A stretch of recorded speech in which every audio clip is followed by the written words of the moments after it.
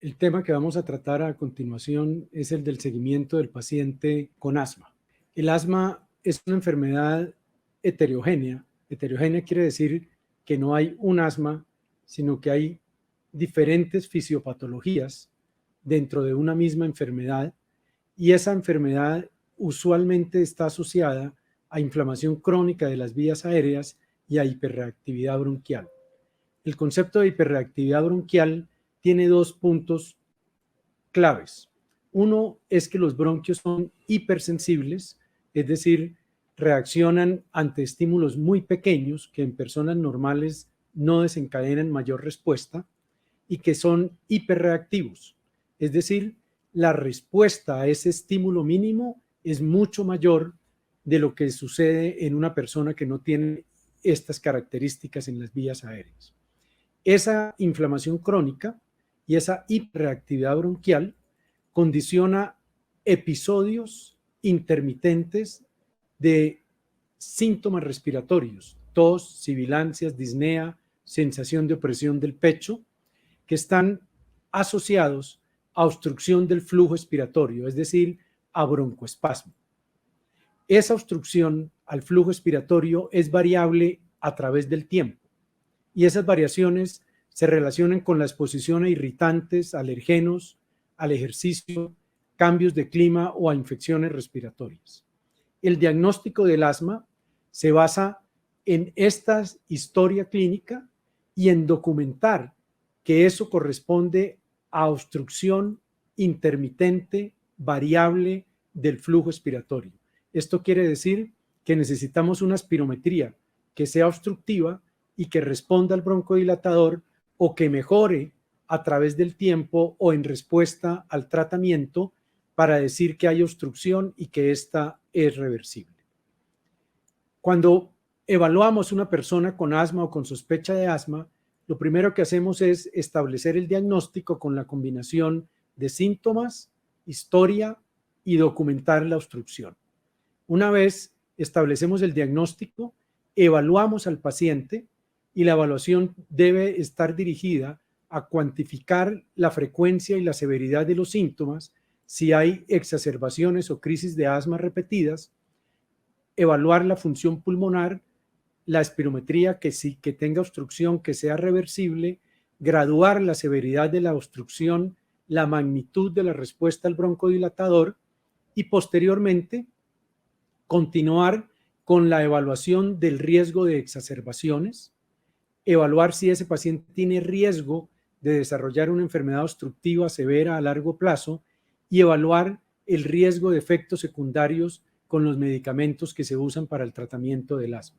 Evaluamos también las comorbilidades y que estén con tratamiento adecuado, especialmente en el control de los síntomas del asma, las comorbilidades que tienen relación con los síntomas del asma o que pueden simular los síntomas del asma, como la rinitis, la rinofaringitis, el escurrimiento posterior, el reflujo gastroesofágico, etc. Evaluamos el ambiente del paciente en su casa y en el trabajo, buscando factores desencadenantes, alergenos, irritantes. Pensamos en qué medicación vamos a formularle al paciente, y de acuerdo con el paciente elegimos el inhalador, el tipo de inhalador, que el paciente se sienta cómodo con él, que lo sepa usar, que lo aprenda a usar fácilmente, y con todo esto entonces definimos el tratamiento farmacológico con los medicamentos, y no farmacológico, donde es muy importante establecer, identificar y establecer el manejo de los factores modificables que pueden agravar o empeorar la enfermedad. Con todo esto establecemos un plan de acción para el control del asma, es decir, de tratamiento permanente, y de acción para cuando el paciente tenga cambios en sus síntomas, empeoramiento de sus síntomas y necesite usar medicamentos de rescate. Posteriormente, el paciente viene a un control y evaluamos la respuesta. ¿Cómo sabemos si está respondiendo o no al tratamiento? Nuevamente, por el control de los síntomas. El control del asma a través de los síntomas, el que no tenga exacerbaciones, el que no tenga efectos secundarios del tratamiento, el que la espirometría, la función pulmonar, haya desaparecido la obstrucción o haya mejorado en forma significativa la obstrucción, y el control de las comorbilidades. Y este círculo, este mecanismo es lo que hacemos permanentemente y repetidamente en los pacientes con asma durante el diagnóstico, la formulación y el seguimiento. Quiero recordar rápidamente cuáles son los factores de riesgo para que un paciente tenga exacerbaciones repetidas o para que desarrolle enfermedad obstructiva fija a largo plazo, porque estos puntos deben hacer parte del interrogatorio de un paciente con asma y de la evaluación de la respuesta al tratamiento. El paciente, estas características clínicas, los síntomas, la obesidad, la exposición a alergenos, el tabaquismo, la cantidad de medicamento beta 2 de rescate que usa, el uso correcto de los inhaladores, la evaluación en sangre de los eosinófilos o del óxido nítrico exhalado, la historia previa de crisis severas y la evaluación de la espirometría nos van a permitir identificar los pacientes con alto riesgo de exacerbaciones o de enfermedad crónica obstructiva severa y manejar con más detalle y con más cuidado estos pacientes. Lo que hacemos normalmente en el seguimiento de un paciente con asma es que el paciente asiste a consulta, hacemos un interrogatorio como lo hacemos en todos los pacientes, siendo el paciente asmático dirigido a buscar estos elementos que he mencionado anteriormente y evaluamos durante la consulta presencial todo lo que el paciente lleva, que lleve su fórmula, lleve el inhalador, evaluamos también cómo camina, cómo entra, cuáles son las respuestas emocionales del paciente, cómo vemos al paciente moverse, vemos al paciente responder físicamente y hacemos el control del asma. Pero súbitamente se nos metió entre nosotros y el paciente el COVID y comenzamos a no poder atender presencialmente a estos pacientes y tuvimos que pasar a hacer la consulta a través de un computador. Y convertimos esa consulta presencial en una consulta a través de un computador. Hicimos teleconsulta, teleasistencia, consejería, pero resulta que no es lo mismo ver al paciente en persona, tener al paciente al frente y tener un computador al frente. No es lo mismo para nosotros como médicos, no es lo mismo para el paciente, no vemos el paciente completo, no lo vemos caminar, no percibimos muchas veces la actitud y tenemos muchas veces el paciente solo, la cara del paciente, una parte del paciente, y otras veces hay pacientes que no tienen o no pueden conectarse adecuadamente usando la tecnología, no quieren un computador, no pueden usar un computador, quieren un teléfono, no oyen bien, necesitan compañía, vamos a mandarles la fórmula, vamos a mandarles el plan de acción, que se lo manden al correo de la prima, de la tía, porque no lo tienen, porque ellos no manejan estos elementos y comenzamos a tener problemas en convertir una consulta presencial a convertir una consulta virtual y a una teleconsulta. La teleconsulta es más que usar un computador para atender un paciente. Comienza, al igual que la presencial, con la preparación del paciente, con organizar la cita, con recordarle la cita, con confirmar la cita. Pues si vamos a usar la tecnología, podemos usar desde el chat o el teléfono o un chat o un correo o recordatorios en las agendas de los pacientes, en sus teléfonos, en sus computadores, para que atiendan la cita y lleguen cumplidamente a la cita. Debemos revisar el soporte tecnológico que tiene el paciente para mirar cuál es el mejor método de comunicarnos con ellos y pensar si sí podemos hacer una teleconsulta, una consulta virtual con ellos, o no es una consulta, sino simplemente una consejería, unas preguntas y no una consulta estructurada. Debemos asegurarnos también del consentimiento informado que es necesario para estas consultas virtuales y esta teleasistencia de los pacientes y preparar el paciente para esta teleconsulta. El paciente debe llegar o debe estar al momento de la consulta, idealmente, habiendo respondido los cuestionarios de síntomas de asma, habiendo respondido los cuestionarios de adherencia al tratamiento con los inhaladores. Debe tener a la mano el inhalador.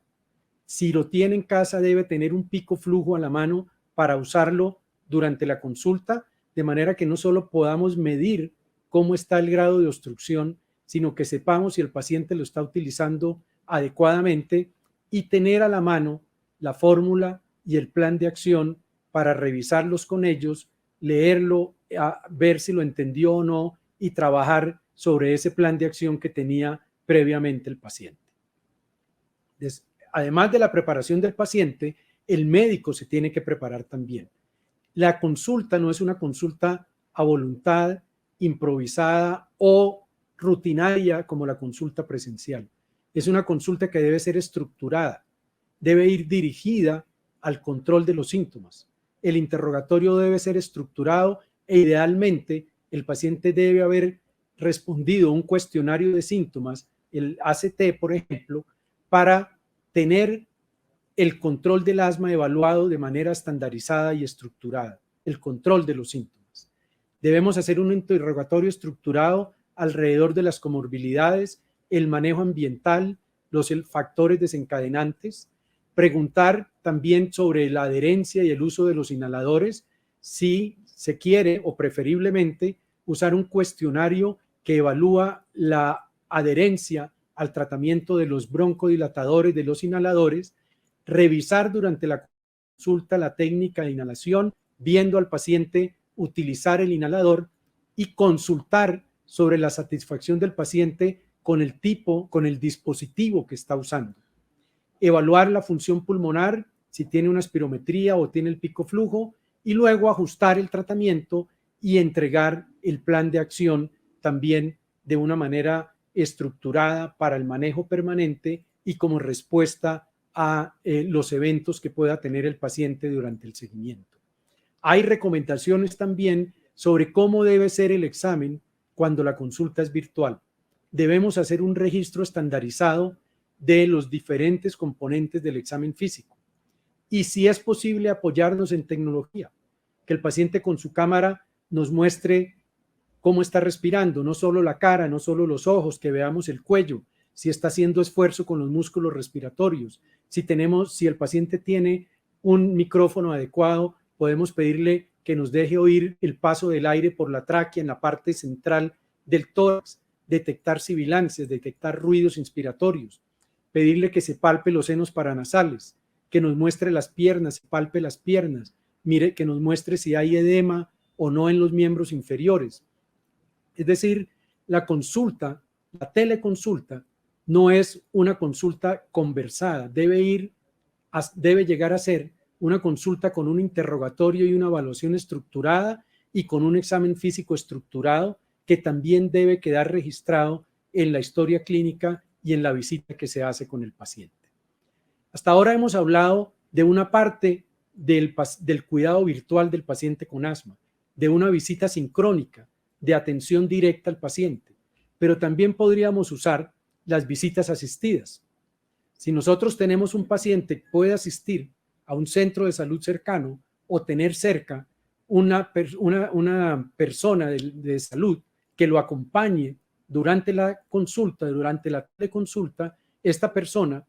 de salud le puede ayudar al paciente tomándole signos vitales, tomándole la saturación, midiéndole el pico flujo, aplicando los cuestionarios de síntomas o de adherencia a los inhaladores, enseñándole a usar el inhalador y tener a distancia el especialista que, apoyado por esa persona, puede hacer una consulta mejor para muchos pacientes desde la distancia y le permitiría al especialista llegar hasta sitios donde o son remotos o es muy difícil llegar o están a mucha distancia de las ciudades donde están localizados los especialistas. También en el cuidado del paciente con asma podemos utilizar la monitoría remota. Todos conocemos y muchos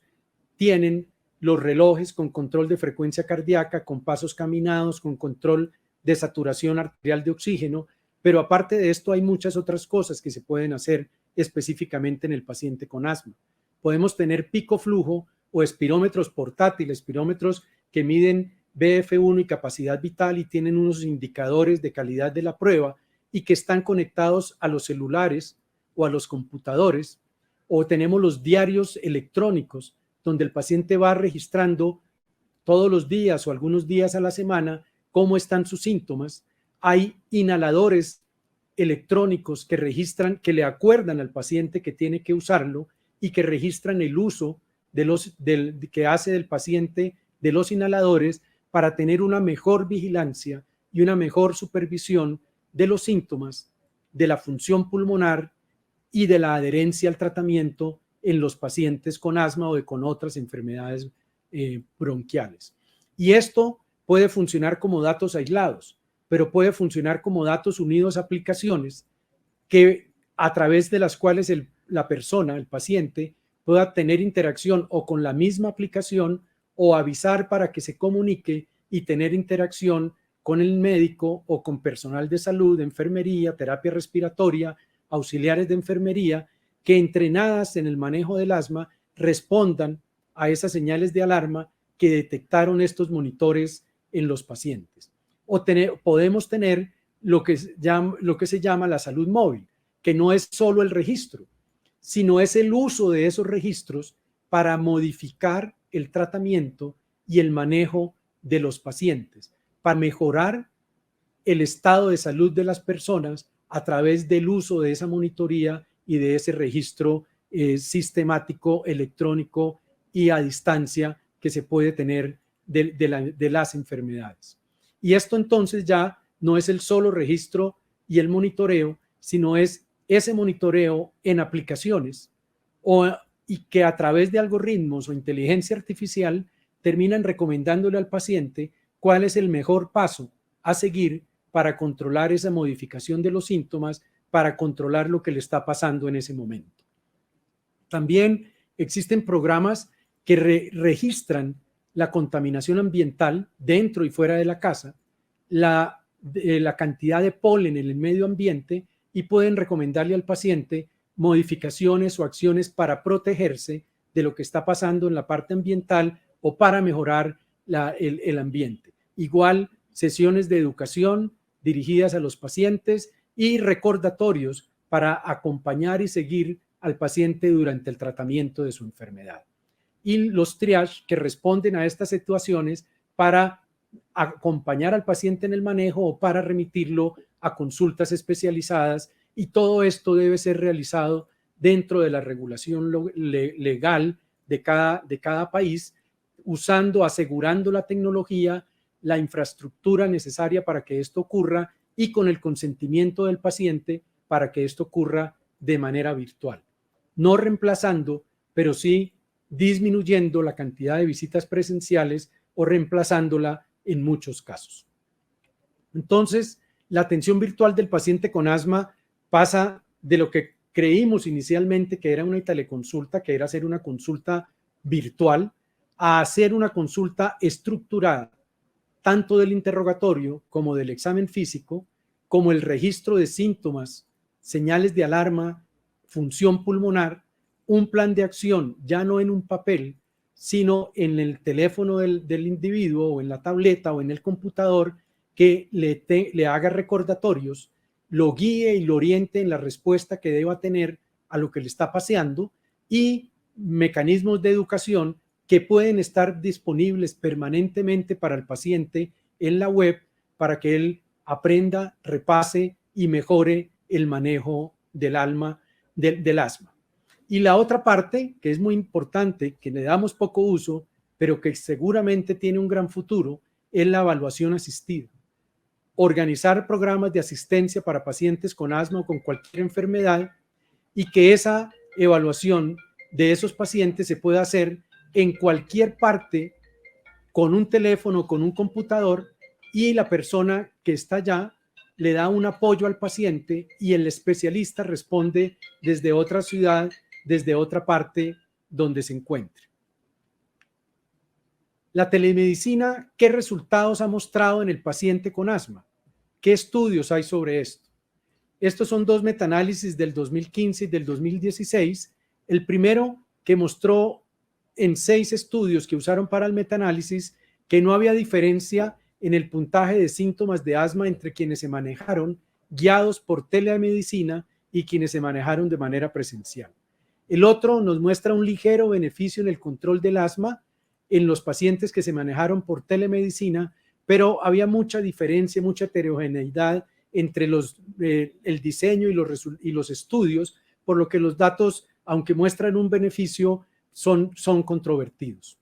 Este es otro metaanálisis que evaluó 21 estudios aleatorizados controlados en los que evaluaron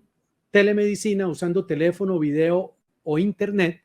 y mostró que no había una mejoría clínicamente importante en la calidad de vida de los pacientes con asma. No había diferencia en la cantidad de consultas a urgencias, pero después de un año de seguimiento con apoyo de la teleconsulta, había menos hospitalizaciones en los pacientes que fueron seguidos utilizando telemedicina que los pacientes que fueron seguidos de manera presencial. Otro metaanálisis más reciente que quiso evaluar el efecto de los diferentes tipos de telemedicina en el control del asma y la calidad de vida en los adultos. 22 estudios, más de 10,000 participantes, y lo que vemos también en este metaanálisis es la gran variedad de tecnologías y procedimientos que se usan en telemedicina. Acá había teléfono, llamadas telefónicas, había chat, había aplicaciones integrando diferentes componentes de la atención, había páginas web, y dividieron todas esas intervenciones en 3 tipos. Teleintervenciones para manejo, las que eran dedicadas a el tratamiento y mejorar el tratamiento del asma. Teleconsulta, que es la asistencia directa del médico con el paciente, sola o combinada con teleintervenciones, y unas intervenciones particulares que no están específicamente dirigidas a mejorar el uso de los inhaladores, recordatorios o autocuidado, sino que están dirigidas simplemente a educación, monitorización y recordación. Y las intervenciones también eran muchas. Había simplemente comunicación, recordatorios, conversar con el paciente, apoyo al autocuidado o simplemente monitoreo ambulatorio. Este metaanálisis encontró 3 estudios que evaluaron el control del asma y vieron que ninguna de las intervenciones sola, individualmente, fue suficiente para mejorar el control del asma. Pero cuando el estudio, combinaba varias intervenciones, mejoraron el control del asma comparado con el cuidado usual. Lo mismo sucedió cuando combinaron las teleintervenciones para manejo con teleconsulta y cuando combinaron la teleconsulta con las otras intervenciones simplemente de educación o de recordatorios y nada más. En cuanto a la calidad de vida, encontraron 14 estudios. Las combinaciones de teleintervenciones para manejo mostraron un efecto benéfico en la calidad de vida de los pacientes con asma. Lo mismo sucedió con las combinaciones de teleconsulta más teleintervenciones y con la combinación de las otras intervenciones que se mencionaron en tercer lugar. La conclusión de los autores es que la combinación de teleintervenciones, sin que haya una mejor que otra, para manejo con la teleconsulta, son efectivas para el control del asma y mejoran la calidad de vida de los pacientes. Otro punto importante a resaltar es que no se hizo daño. La teleconsulta no aumentó, no empeoró el control del asma, no empeoró las consultas a urgencias, no empeoró las hospitalizaciones en los estudios que evaluaron estos puntos como desenlace. En resumen, el seguimiento del paciente con asma siempre lo hemos venido haciendo presencial. No es igual que sentarse al frente de un computador. La atención directa del paciente a través de la teleconsulta requiere del diseño y estandarización del proceso, requiere de educación y preparación del paciente para llegar a la consulta, requiere de estandarización de la consulta, de un interrogatorio estandarizado, de un examen estandarizado, de una evaluación estandarizada del uso de los inhaladores, de usar cuestionarios estandarizados de síntomas y adherencia al tratamiento para poder llevar un mejor manejo de los pacientes a través de la teleconsulta y también, obviamente, de la consulta presencial. Tenemos la gran oportunidad de las visitas asistidas para mejorar la atención de los pacientes con asma en lugares remotos o de difícil acceso, y seguramente en un futuro contaremos con la salud móvil y con la monitoría remota para mejorar la atención de los pacientes con asma, el control de la enfermedad y detectar enfermedades o situaciones críticas en este tipo de pacientes. Muchas gracias.